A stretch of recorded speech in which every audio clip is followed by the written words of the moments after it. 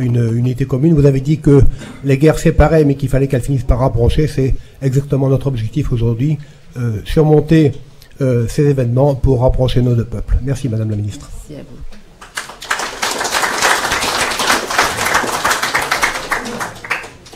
Alors, vous pouvez rester, mais nous allons demander au général Klein de venir faire... Alors, mon général, je vais aller très vite sur votre biographie, puisque nous avons peu de temps.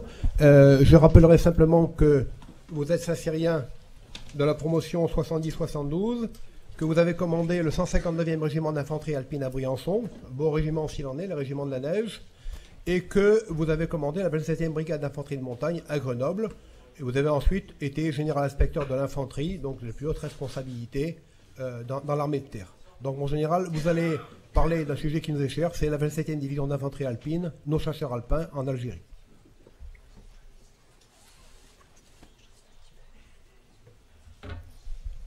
Si on y arrive. Comme c'est moi qui m'en occupe, puisque... Voilà.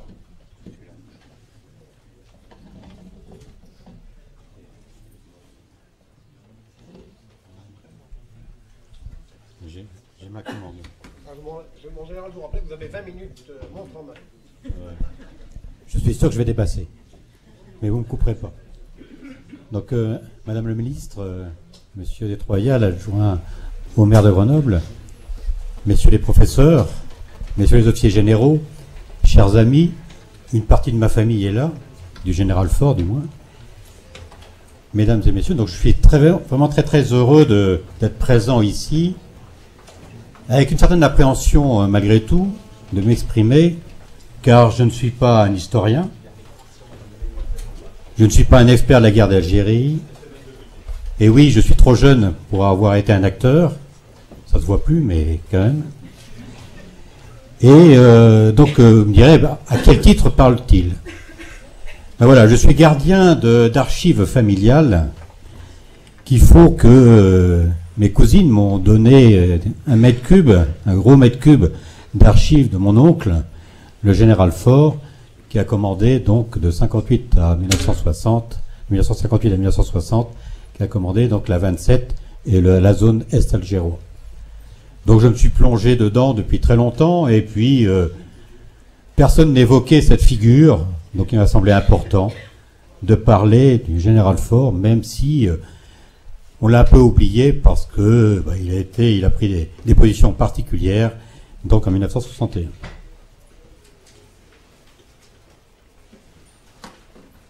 Donc je respecterai ce plan-là. Je vous ai mis très brièvement sa carrière autour de ce petit plan.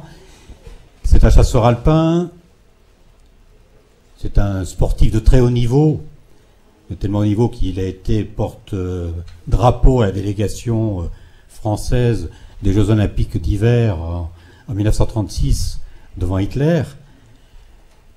Après, il a fait Narvik, créé Jeunesse et Montagne en 1940, puis après il va au Maroc, et là il refait la guerre après 1943 avec le premier régiment de chasseurs parachutistes, et il fait la bataille des Vosges avec le premier RCP.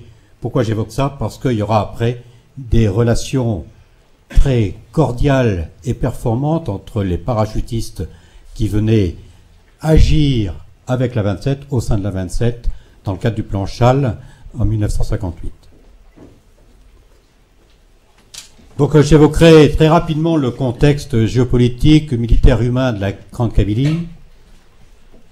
J'évoquerai ces 19 mois au service de la population, parce que c'était vraiment son objectif. Et puis, j'ai repris dans le titre en rouge de l'engagement au dégagement, qui est un titre donné, un chapitre d'un livre que j'aime beaucoup, de Bouchaga Boualem, qui a beaucoup écrit sur son passé.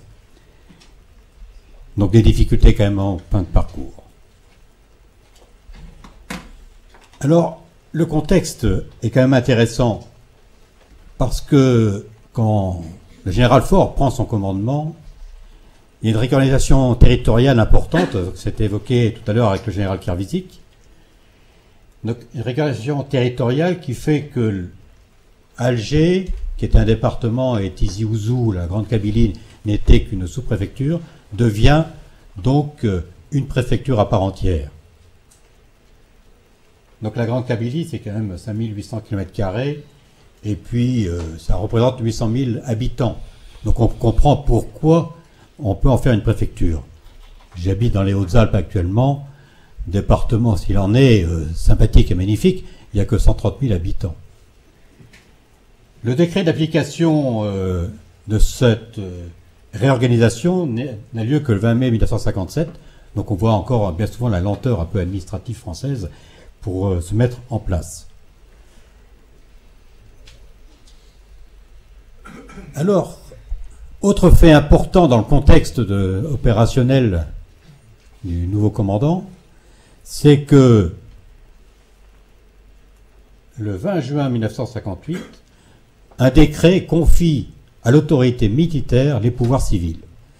C'est-à-dire que le général Faure, le commandant de la zone Est algérois, c'est comme ça qu'on disait, et non pas algéroise, et a un rôle de sous-préfet tout en étant commandant militaire.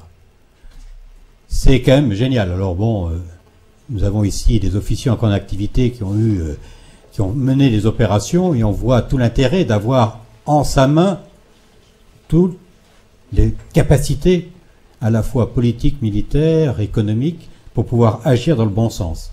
Et mon oncle en a bénéficié, son prédécesseur en a bénéficié quelques mois, et son successeur quelques mois aussi. Donc c'est vraiment lui qui a été en Grande Kabylie, qui a bénéficié de toute cette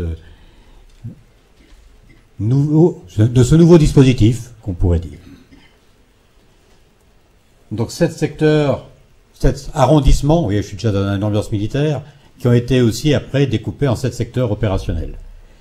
Alors au départ, en 58, il y en a que 6 arrondissements, et au bout de quelques mois, le général Faure s'aperçoit que Drâle-el-Mizan est une zone clé, et le transforme, donc demande l'autorisation de créer un nouvel arrondissement et un nouveau secteur aussi opérationnel. C'est un peu compliqué, simplement pour les jeunes, l'impératif, l'objectif de toutes ces implantations opérationnelles était d'être au plus près de la population et d'avoir un quadrillage, de couvrir le maximum de dispositifs. Mais vous avez vu que 5800 km², c'est énorme, avec 25 000 hommes, vous ne pouvez pas tout couvrir. Néanmoins, on voit nos camarades qui ont été en Afghanistan, qui se sont retrouvés avec des zones beaucoup plus larges à couvrir et ont eu nettement moins de personnel à leur disposition. D'ailleurs, on peut se dire, si on avait d'emblée en Algérie mis 380 000 hommes, d'emblée en Afghanistan, on aurait mis les effectifs qu'on a eu au maximum, on n'en serait pas là. Les grandes insurrections doivent être contrées tout de suite par des effectifs et par un quadrillage important.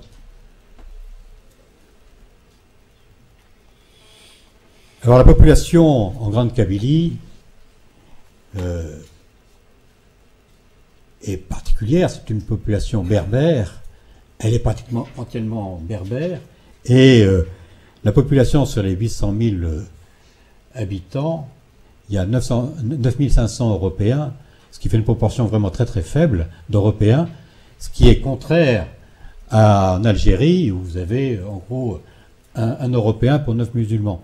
Donc on n'est pas du tout dans le même rapport de force en Grande Kabylie que par rapport au restant de l'Algérie. Et 2 tiers de cette population est tournée vers le monde rural, avec une forte densité de la population. Dans le secteur Front National, par exemple, il y a 300 habitants au kilomètre². Quand on connaît la zone montagneuse, on voit quand même qu'il y a plein de petits villages vraiment répartis un peu partout. Et ce qu'évoquait tout à l'heure Madame la Ministre, on voit que les Kabyles sont, depuis très longtemps, sont allés chercher du travail en métropole, je dirais pas en France, mais en métropole. Et en gros, il y a 200 000 Kabyles qui y travaillent, qui fait un flux de retour important sur la population locale d'Algérie et qui permet aussi à ces gens-là de vivre. Alors 19 mois au service de la population, ça sera mon titre et mon idée maîtresse, parce que s'il y a eu des combats, l'objectif du général Faure a été essentiellement sur un domaine de pacification. Alors là, je vous ai mis une partie de son ordre du jour. Ce qui est intéressant, c'est ce paragraphe-là. Ramener la paix dans ce coin de France, cette Kabylie, en agissant sur la population, en étant plus près de la population. C'est le concept de toute contre-insurrection, surtout le concept de pacification, c'est agir sur la population, pour la population. Et puis, en 1958, Gérald Faure écrivait déjà ça, ce qui montre quand même qu'il avait déjà pressenti qu'il pouvait être lâché par le monde politique et qu'il peut y avoir un changement de position plus tard. Et enfin, il s'inclinait déjà devant les morts de la 27, et en particulier, il avait une pensée émue pour son fils qui était décédé une année avant en tant que lieutenant au 27e BCA.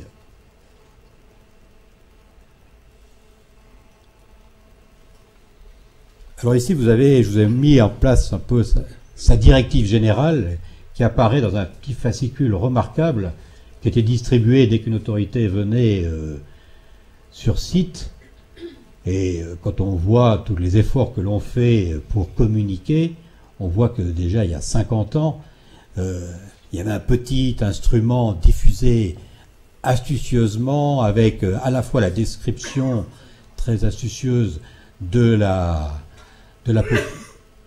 vie locale et en même temps des objectifs qui étaient sous-jacents de ces directives. Donc ce document, je l'avais jamais vu et en fouillant les archives, j'ai trouvé ça vraiment très astucieux. Si j'avais su, j'aurais récupéré la même démarche en étant au Kosovo. Alors, en 58, quand il prend le commandement, la Wilaya 3 avec Amirouche était vraiment le point focal, la grande difficulté de l'Algérie au niveau du maintien de l'ordre dans le dispositif. Et ce département, comme nos Alpes, est un département montagneux magnifique, et je pense que les gens qui sont présents dans la salle, qui ont vécu, ont retrouvé, je pense, les mêmes qualités de vie montagnarde et le même contact avec la population en étant là-bas qu'en étant dans nos Alpes. Mais la difficulté, c'est que la montagne favorise la subversion, est un repère astucieux pour les rebelles, et on a encore pu le voir à la fois en Afghanistan et au Kosovo. À chaque fois, il y a eu des rébellions qui s'appuyaient sur les montagnes, et c'est des zones pratiquement propices. Alors la solution, c'est comme en toute guerre subversive, il faut donc, je l'ai déjà dit, travailler sur la population, pour la population, et faire participer à la population, à l'action aussi.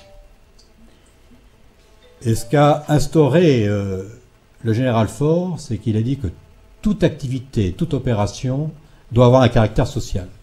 Il ne pouvait le faire que parce qu'il avait les pleins pouvoirs.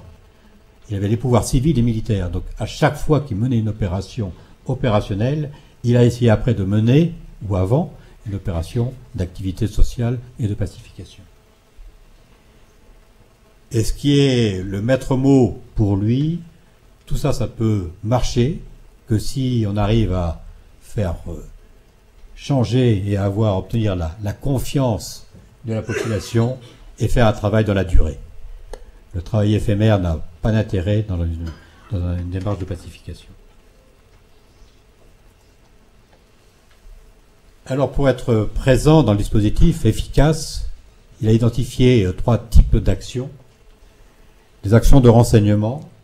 Alors, pour nous, aujourd'hui, ça me semble être très, très normal, etc. Mais à l'époque, tout n'était pas aussi clair et aussi efficace que maintenant. Des actions de sécurisation, à la fois contre les bandes rebelles pour éloigner vraiment le Félaga des villages, pour trouver que les villages aient une vie normale, faire une montée en puissance des forces supplétives locales. Ça a été évoqué par le général Kervésic tout à l'heure. Tout à l'heure, je vous donnerai quelques résultats et quelques chiffres. Ça, c'est quand même quelque chose d'essentiel. Et on voit, cette chose-là a été reprise dans toutes nos actions extérieures. Et en Afghanistan, actuellement d'ailleurs, vu qu'on se désengage, l'armée française n'est présente que auprès des forces afghanes en tant que conseiller et formateur. Et en Paris, mise en place de locaux en autodéfense dans les différents villages. Ça, c'est quand même quelque chose d'extraordinaire. Et puis les actions de pacification, c'est à la fois le développement économique, des contacts humains. Alors là, tout à l'heure, je vous montrais quelques photos, et ça, le général Faure était quand même là-dessus vraiment très fort. La montée en puissance des SAS, concept qui existait déjà depuis longtemps, depuis déjà 2 ans, mais la mise en œuvre et la mise en application, la montée en puissance n'était pas tout à fait réalisée. Et puis agir sur les enfants en scolarisant. L'accès à la culture dans les fonds des villages était quand même quelque chose d'essentiel. L'assistance médicale gratuite que nous perdurons dans nos opérations, et ça serait amusant de voir que le même acronyme est conservé aujourd'hui dans les opérations françaises, on parle d'AMG, donc était quand même un concept aussi tout à fait génial, mais qui n'est pas de lui. Alors je vais vous présenter quelques résultats. Je ne suis pas sûr que je vais être très objectif, parce que je les trouve très performants, mais il faudrait regarder si les autres départements ont eu des résultats aussi performants, pour voir si tout concourait à faire en sorte que l'Algérie se pacifie. En tout cas, pour la Grande Kabylie, je peux vous dire que des résultats de ce niveau-là amenaient forcément une pacification. Est-ce qu'elles ont rétabli la confiance vis-à-vis de la population? Je pense que oui. Je serai plus réservé dans ma deuxième partie. Et puis, d'ailleurs, c'est là-dessus où on aura quand même quelques soucis avec la pérennité de la volonté politique, qui a fait que toutes les actions pouvaient après conduire à des grandes difficultés. Le renseignement, ce schéma est un schéma plus que classique chez les opérationnels d'aujourd'hui. Toutes les sources sont récupérées, exploitées, vérifiées, corrélées, pour arriver après à des actions performantes. Mais à l'époque, il y avait des informations qui venaient du monde civil, des informations qui venaient des opérations militaires, très loin, etc. Et tout n'était pas regroupé pour donner une efficacité. Donc aujourd'hui, cette chose-là est réalisée. Déjà? Non. Donc cette centralisation fait que toute la mise en œuvre qu'a mis le général Faure pour concentrer donc ces informations a été assez efficace et ont permis des opérations d'arrestation de tueurs, de donneurs de fonds et de collecteurs aussi. Donc c'est quelque chose qui a certainement été très performant. Les actions de sécurisation, d'ailleurs, en lisant les coupures de journaux, mes cousines m'ont prêté du moins 2 gros registres, il y a toutes les coupures de journaux de 19 mois, et je me suis demandé comment il arrivait à tout faire, parce que on le voit à la fois dans une action opérationnelle, comme ici avec le général Massu, et puis dans la même journée, on le voit comme on dit, en grand blanc, en train d'aller inaugurer telle ou telle activité.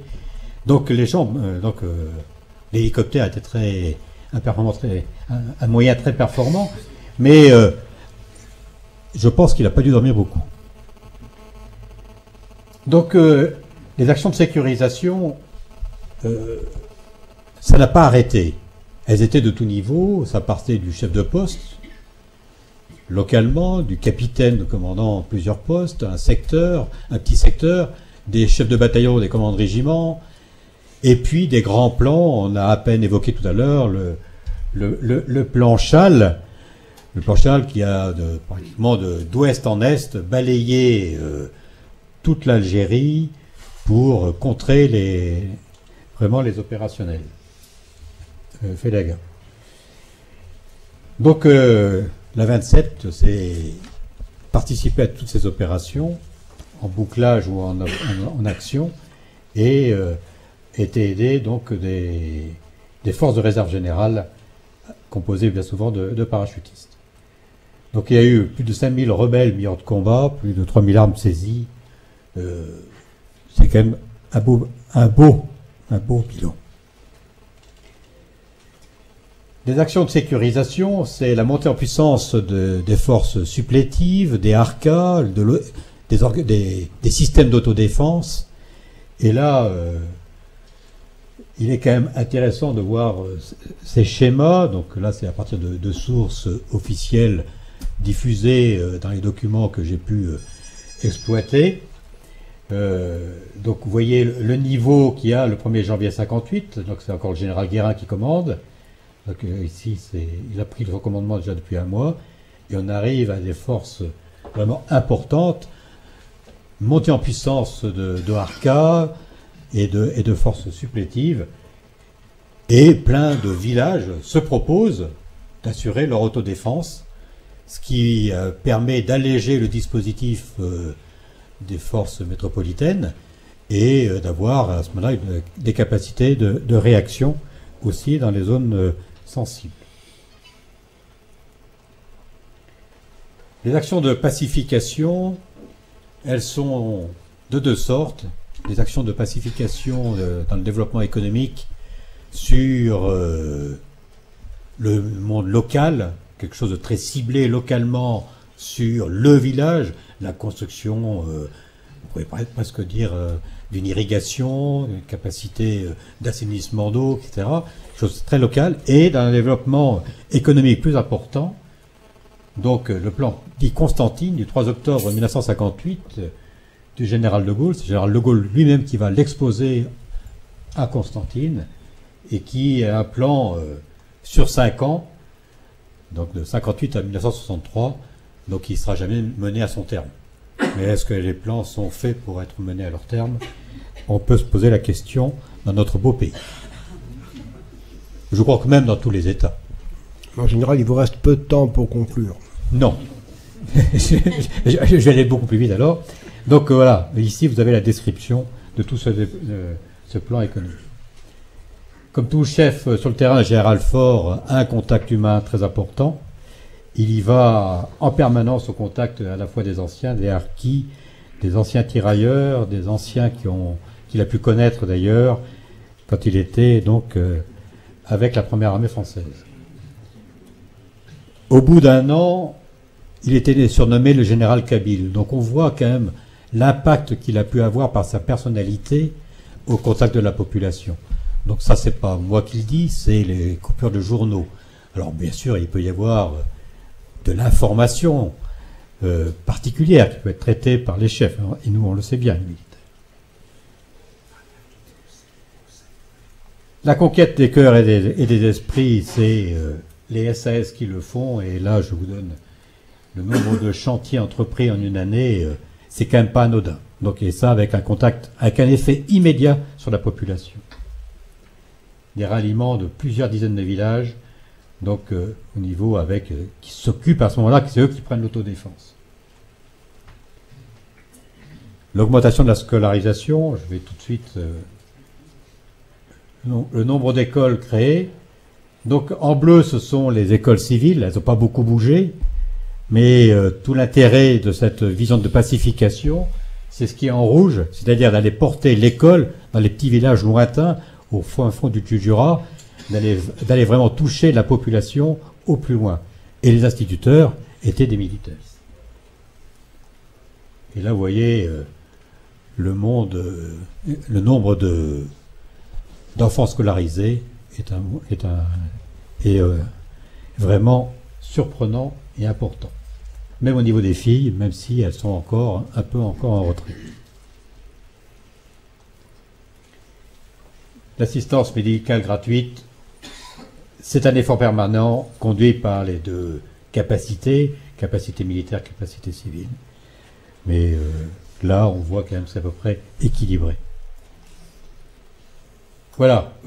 Au 1er janvier, mais c'est pas ma conclusion, au 1er janvier 1960, donc c'est le bilan qu'il se fait, lui. Il a écrit dans un petit livre, un petit cahier, son bilan, et il trouve quand même que ses subordonnés ont bien agi. Quelque chose d'intéressant, il trouve que la population est lasse, interrogative, inquiète sur son avenir, bien que la rébellion est quand même bien réduite à néant. Alors des difficultés pour poursuivre sa mission au 1er janvier, voire la mission de son successeur. Alors j'ai mis là quelques phrases clés, donc tout à l'heure le Gérald Kervisic en avait déjà évoqué d'autres autorités. Il faut bien dire que quand on est chef militaire, pour l'avoir été, le politique nous donne des ordres, le politique nous envoie, le politique nous donne des directives, même si on ne le reçoit pas d'une lettre de mission. Donc il est quand même important de savoir quand même que c'est le politique qui est dans le débat. Et si lui change de posture, il faut bien imaginer les difficultés qu'ont les acteurs derrière pour agir différemment. Et c'est la difficulté qu'a eu, je pense, le général Faure.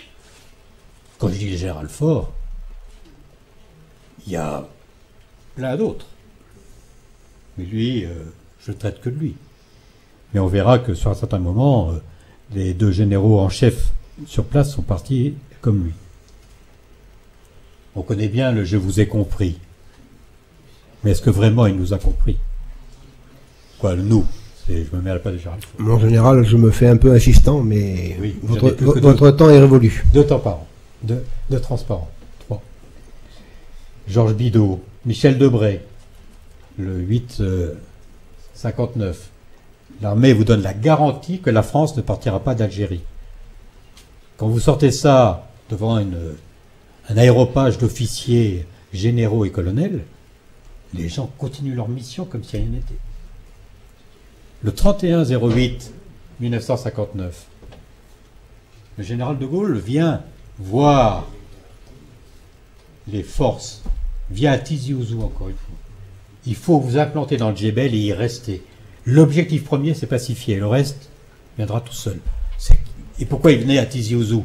Parce que c'était pile même dans ce dispositif. Mais dans cette fameuse rencontre du 31 août, le général Faure se fait rabrouer par le général de Gaulle lorsqu'il lui parle d'une Algérie française qui peut être constituée de manière particulière parce que la pacification est là, elle a réussi. Il suffit maintenant de mettre les ingrédients à pouvoir en place. Et le général de Gaulle le rabroue devant tous ses subordonnés. J'ai trouvé dans 5 textes de documents de subordonnés parlant de ça. Vous pouvez imaginer la difficulté que peut avoir un chef quand vous avez le président de la République qui vous dit ça. Et le 31 août soir, il se fait interviewer par la Dépêche d'Alger. Et là, il contre carrément, finalement, le général de Gaulle en disant il y a incompatibilité entre pacification et autodétermination. Donc il voit avec 1 an et demi d'avance tout le drame des harkis. Pourquoi? Parce qu'il était avec eux. L'incertitude qui pèse sur la navire compromet l'action et la sacerdoce de nos soldats. On va bien voir après la difficulté qu'auront les jeunes officiers à mener leurs opérations dans le Djebel. Voilà, donc De Gaulle, 15 jours après, sort l'autodétermination comme étant la clé du succès, même si son texte est plus mesuré, mais c'est ça qui ressort. Parce que dans son texte du 16 septembre, quand on l'analyse vraiment en profondeur, Il y a encore 3 solutions. Mais tout le monde ne retient qu'une seule, l'autodétermination. Alors voilà, ça c'est la réaction qu'on a dans tous les écrits que j'ai pu récupérer, du moins que j'ai exploités. Il y a plein de maires qui se plaignent à la fois du dispositif. Voilà. C'est bientôt fini. Le 18 février, le général Faure quitte la Grande Kabylie. Il est muté en France. On ne parlera pas de sa mutation et ce qu'il aura eu comme poste intéressant. C'est vraiment sous forme d'une sanction pour avoir dit ce qu'il pensait, pour avoir écrit aux autorités militaires, politiques. Donc, très astucieusement, il faisait un brouillon de sa lettre. Donc, on a les brouillons. C'est quand même intéressant de voir ce qu'on peut recevoir le monde politique à Paris. Et on lui demande qu'il parte discrètement. Il sera obéissant, mais la foule ne le saura pas. Il est fait citoyen d'honneur de la ville de Tizi Ouzou pour le principe, je ne sais pas si M. Destroyers le sait, la ville de Grenoble et la ville de Tizi Ouzou ont eu un jumelage. Il serait peut-être intéressant de regarder ça de près, où on en est aujourd'hui. Et de voir d'ailleurs... Comment ? C'est Constantine. Bah, donc, tout était monté en 1960, que ça soit à Tizi Ouzou. Oui, donc, et avec reconnaissance du député maire, etc. Donc, voilà.